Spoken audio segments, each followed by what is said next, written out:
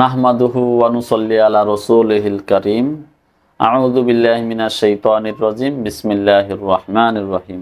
বুজুর্গ ওলামায়ে কেরাম এবং যারা এ সম্পর্কে গবেষণা করেন তাদের কাছ থেকে এই আমলগুলো নেওয়া।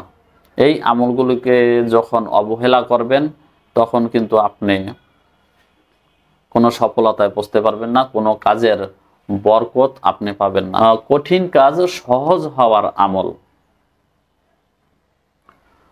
তো আমাদের সামনে অনেক সময় অনেক কঠিন কাজ আসে, অনেক কঠিন কাজগুলো আসে। যখন এই কাজগুলো আসে আমরা পেরেশান হয়ে যাই, হতাশ হয়ে যাই, অথবা কোনো বোঝাগুলো নিতেছি, বোঝাগুলো এত বার হইতেছে যে আমার বহন করার সাধ্যের বাইরে।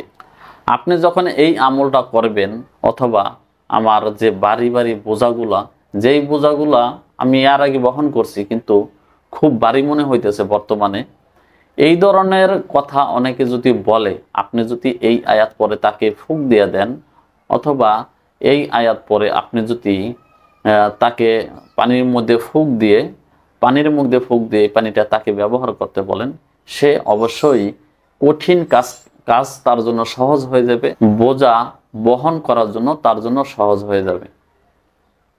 আশা করি সবাই বুঝতে পারছেন। সম্মানিত বন্ধুগণ, এর রুহানি শক্তি অর্জন হবে। রুহানি শক্তি কি?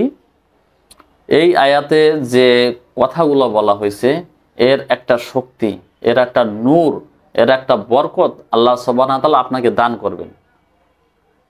তো এই আমলটা করার নিয়ম ও পদ্ধতিগুলো আপনাদেরকে বলা হইতেছে। ভিডিওটি শুরু থেকে শেষ পর্যন্ত দেখবেন এবং শেয়ার করে দেবেন। এবং যারা আমাদের চ্যানেলে নতুন আছেন অবশ্যই চ্যানেলটিকে সাবস্ক্রাইব করবেন এবং সাথে থাকে বেল আইকনটি বাজিয়ে দেবেন। এবং যারা জিন জাদুর সমস্যা নিয়ে যারা কঠিন সমস্যায় ভুগতেছেন, অনেক বিষয় থাকে এখানে। আপনি চিকিৎসা নিতেছেন, ডাক্তারি চিকিৎসা বহুতবার নিছেন, বহুত জায়গায় গেছেন, ডাক্তারি চিকিৎসা নেওয়ার পরে আপনি কোনো ফলাফল পাইতেছেন না, তখন আপনাকে কিন্তু কবিরাজি চিকিৎসা নিতে হবে।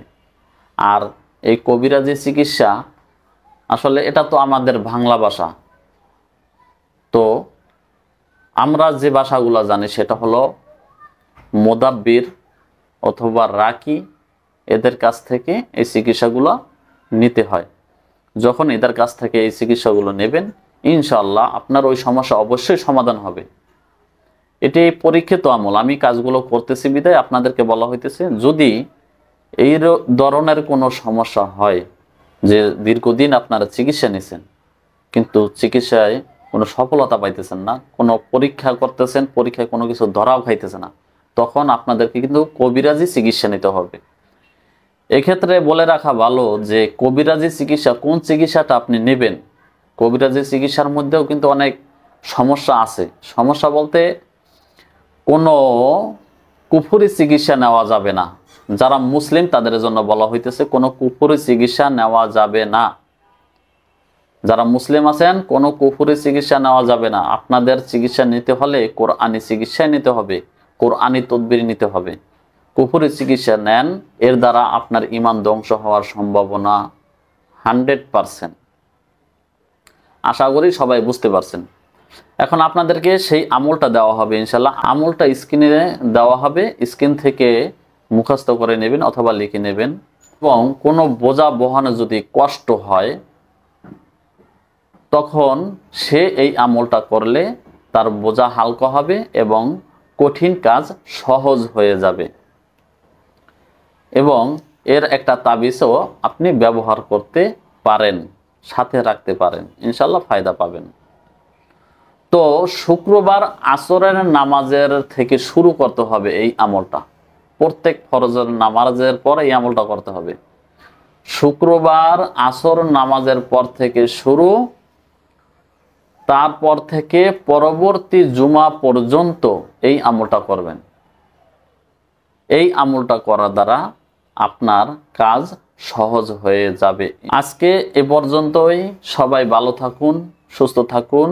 আসসালামু আলাইকুম ওয়া রাহমাতুল্লাহি ওয়া বারাকাতুহু।